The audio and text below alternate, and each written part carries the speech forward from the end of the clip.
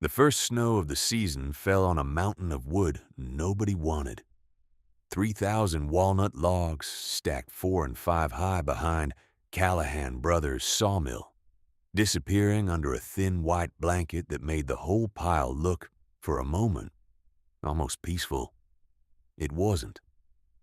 Underneath that snow was 6 years of accumulated failure.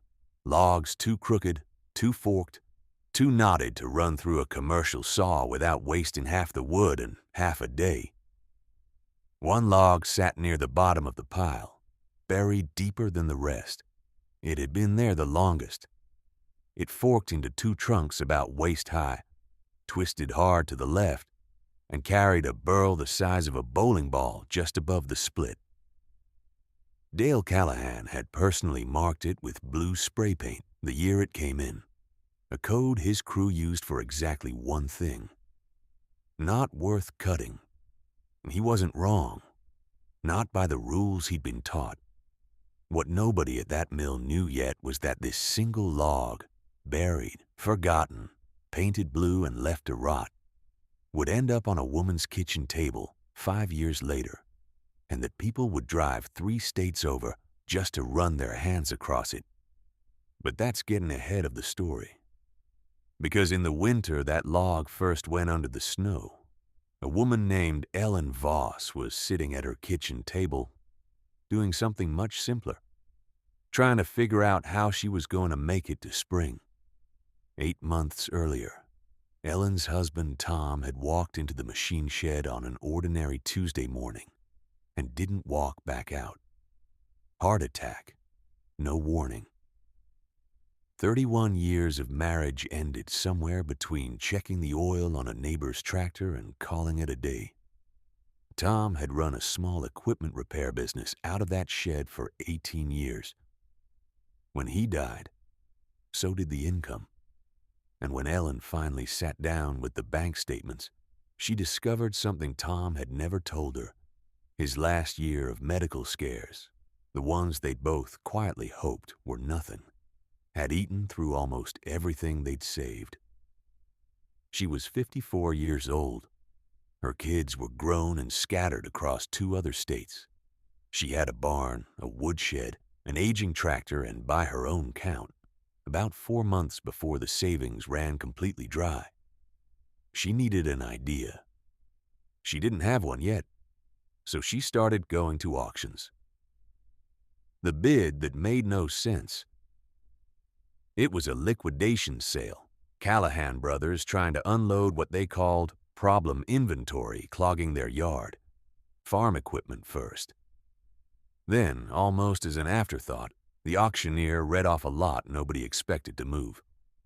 3,000 logs, walnut, adzes, buyer hauls. Silence. Ellen raised her hand. The room did that thing small towns do. Not loud. Just a slow, collective recalculating of what everyone thought they knew about the widow Voss. Dale Callahan actually walked over during the break. "You understand what you're bidding on, Ellen?" he asked. "These aren't good logs. Crooked, forked, more knot than wood in some of them. We had them appraised 2 years ago. Bank wouldn't even count them as inventory." She thanked him. She bid anyway. She won the entire pile for less than the price of a used pickup truck, payable over 90 days, hauling her responsibility. When she signed the paperwork, Dale slid the marked inventory sheet across the counter, almost as a warning. Dozens of logs on that list had blue paint codes next to them, not worth cutting. She didn't ask what the code meant. She just nodded and folded the paper into her coat pocket. Within a week, half the county had heard. The woman who'd just buried her husband had spent nearly everything she had left on a pile of rejected wood. One neighbor, not unkindly, offered to help her find someone to haul it away before she lost more money on top of what she'd already lost. She turned him down and didn't explain why, mostly because she wasn't sure she could explain it yet. She just knew she needed to look closer before she believed the mill was right. Everyone assumed they knew what she'd do with the logs, fence posts, firewood. Maybe sell the good sections for barn beams and burn the rest. Every single guess was wrong. The following week, Ellen walked the pile alone with a notebook and a can of orange spray paint, marking certain logs while leaving most of them untouched. She didn't tell anyone what her marks meant. A farmer driving past on his way to check fence lines slowed down, watched. Her circle one particularly ugly forked log twice before marking it, and drove on, shaking his head. That log, the one buried near the bottom, the one Dale had painted blue years earlier, she marked 3 separate times. She had it pulled out first, ahead of nearly 3,000 others. Nobody could figure out why she wanted that one most of all. It was, by every mill standard, the worst log in the yard. She didn't explain. She had it hauled to her barn and left it standing on end against the wall, like she was waiting for something. Here is the part almost nobody in town knew. In the 2 years before Tom died while he ran the shop, Ellen had developed a strange, private habit. Late at night, on a slow internet connection, she'd started reading about furniture makers, the kind who built one table at a time by hand and sold it for more than most people's cars were worth. She'd learned that everything a commercial sawmill throws away is often exactly what these furniture makers are hunting for. A crotch, the fork where a trunk splits into 2 limbs, creates a wild, flame-shaped grain pattern that exists nowhere else in the tree. A burl, the gnarled swelling a mill grader rejects on sight, can be sliced into some of the most valuable wood in the world. Even a simple twist in a trunk, milled the right way, produces a live edge, the bark-lined silhouette of the tree exactly as it grew, which high-end buyers had started paying enormous premiums for. The mill wasn't wrong about the lumber. These logs would never produce clean, straight boards. She wasn't planning to make boards. But knowing something and proving it are different animals, and Ellen was about to find that out the hard way. She didn't own a sawmill. She bought a used, gas-powered, portable bandsaw mill she could tow behind the tractor, and taught herself, log by log, how to position a crooked trunk to capture the grain instead of fighting it. Her first cut was that same buried, forked log. When the blade came down through the crotch, something happened that made her shut off the engine and just stand there. The grain inside didn't look like wood. It looked like flame frozen mid-flicker, streaks of gold and brown swirling outward from the fork in a pattern no straight board could ever produce.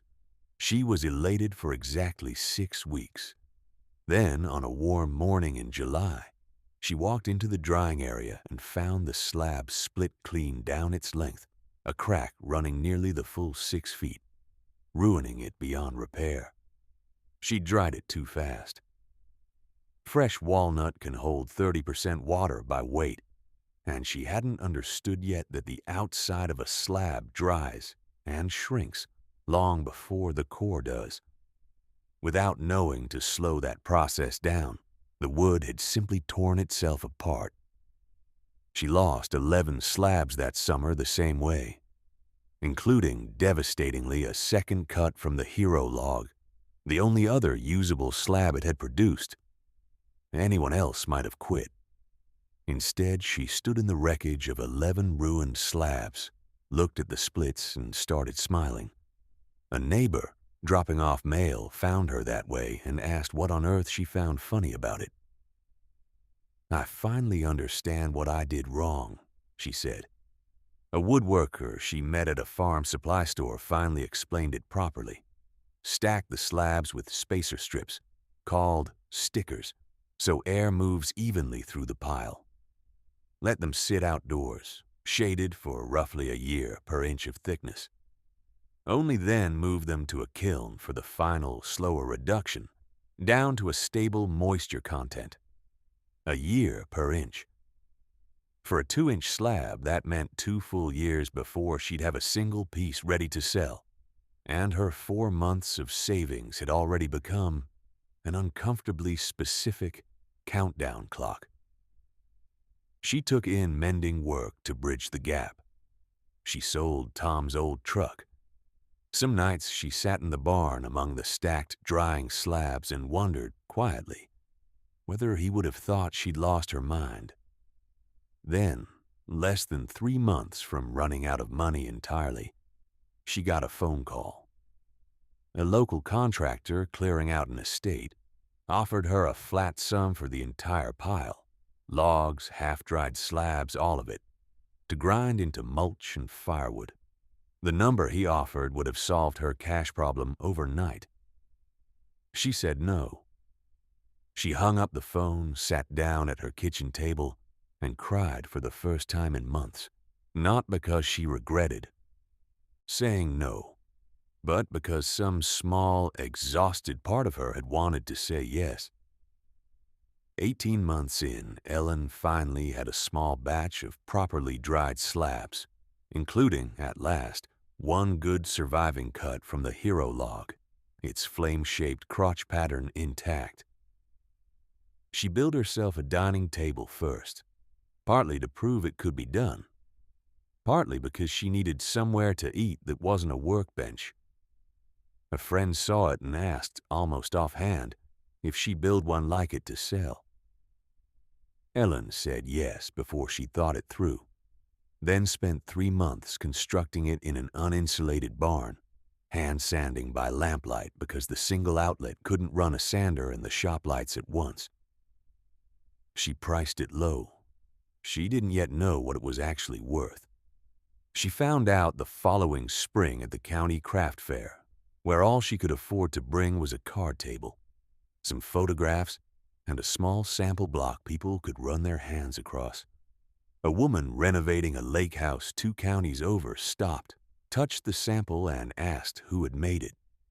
That woman ordered a conference table for her husband's law office and posted photos of the finished piece online, tagging Ellen's fledgling page, which at the time had fewer than 200 followers.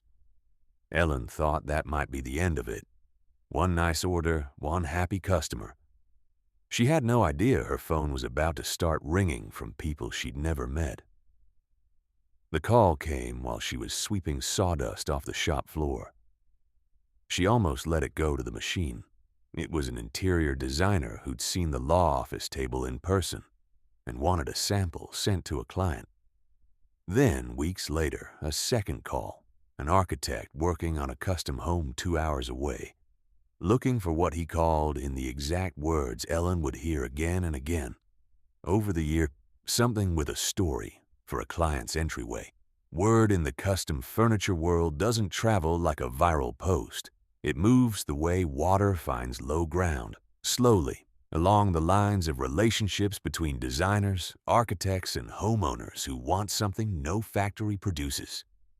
Not every call ended in a sale. Her first true big customer, a couple building a lake house, canceled after 4 months when their build stalled, a loss that cost Ellen a season's worth of drying time on a matched pair of slabs she'd already set aside. She didn't sell them off. She wrapped them back up and waited for the right buyer, even though waiting was, by then, the one thing she could least afford. By her 3rd year, she'd hired her first part-time helper, a young man laid off from a furniture factory who, ironically, taught her more about finishing than she taught him. By her 4th, she'd built a proper drying shed and rewired the barn so she could finally run more than one tool at a time. And she'd started a corkboard by the shop door. It began as a single notebook page, then 2. Then a corkboard with index cards pinned in uneven rows, a name, a project, a rough time frame, in Ellen's own handwriting. Customers calling to place an order were, more and more, told the honest truth, 9 months out, sometimes a full year, if they wanted a specific figure in the grain or a particularly wide, rare slab. One customer, a developer working on a boutique hotel, offered to pay double to jump the line. Ellen turned him down flat.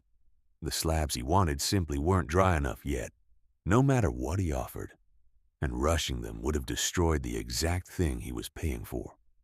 Almost nobody canceled after hearing the wait. If anything, it seemed to make people want it more. It was in Ellen's 5th year that Dale Callahan finally drove out to see the shop himself. He found her in the drying room, checking moisture readings with a handheld meter, the same instrument he used at the mill for an entirely different purpose. She walked him past the resaw, the finishing room, the corkboard now thick with index cards stretching nearly a year out.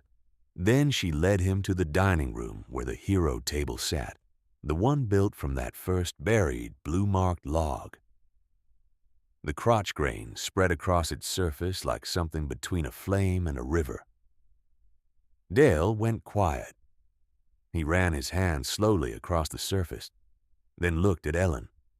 "I remember this one," he said. "We spent 6 years trying to get rid of that tree." Ellen smiled. "I spent 6 years waiting for it," she said.